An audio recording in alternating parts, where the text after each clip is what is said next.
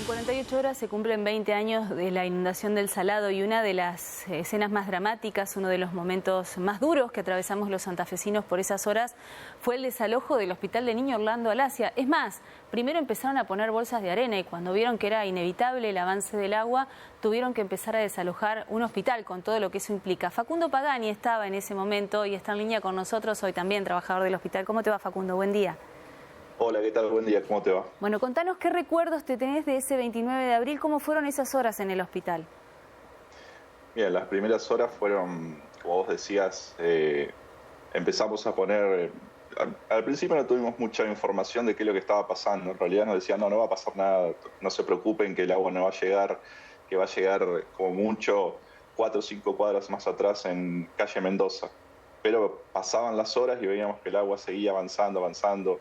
Como muestran las imágenes, veíamos que gente venía desde allá atrás, desde el oeste, cargando sus cosas en carros, en autos y demás. Y bueno, como lo poco que pudimos hacer fue empezar a llenar bolsas de arena y nos dijeron, bueno, hagan un perímetro alrededor, total, como para que el agua no llegue.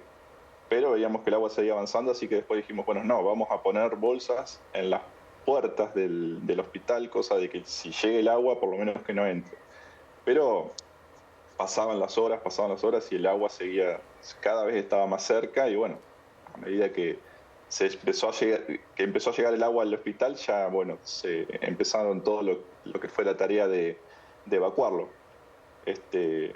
Primero se evacuaron, me acuerdo que evacuaron los chicos que estaban internados y después empezamos bueno, a sacar todos los equipamientos, todo lo que podíamos, todo lo que estaba a mano.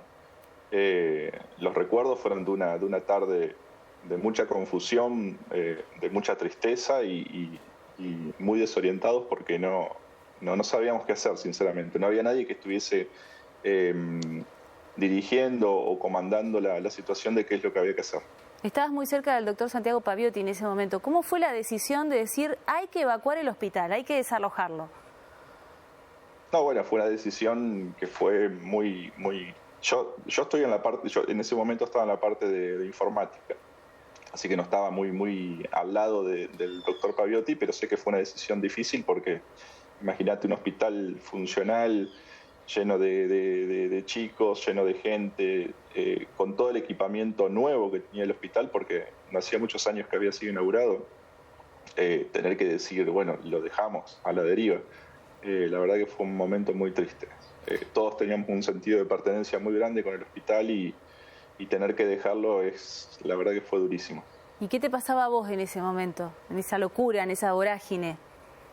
No, una locura porque cuando vimos que el agua ya estaba había 10, 15 centímetros de agua dentro del hospital, nos agarró la desesperación por decir, bueno, salvemos lo que podamos. Ya los chicos ya no estaban, ya habían sacado todo, las criaturas ya las habían trasladado, pero quedaba todo el equipamiento. O sea, desde mi lado te puedo hablar de la parte de informática. El hospital en ese momento estaba avanzando su informatización, había no solo un montón de computadoras y equipamientos, sino que había servidores, equipos de red y demás que había que salvar porque ahí estaba funcionando ya un sistema informático donde estaban los datos de todos los chicos que veníamos cargando de la información, las historias clínicas y demás. Así que empezamos a hacer lo que podíamos, empezamos a subir equipamiento al primer piso, vino la empresa proveedora de los servidores y nos ayudó a sacar todos los servidores y también subirlos al primer piso. La verdad que fue un momento en que,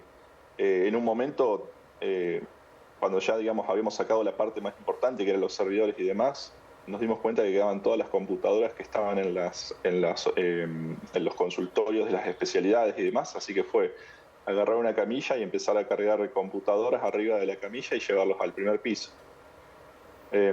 Fue la verdad una vorágine esa tarde.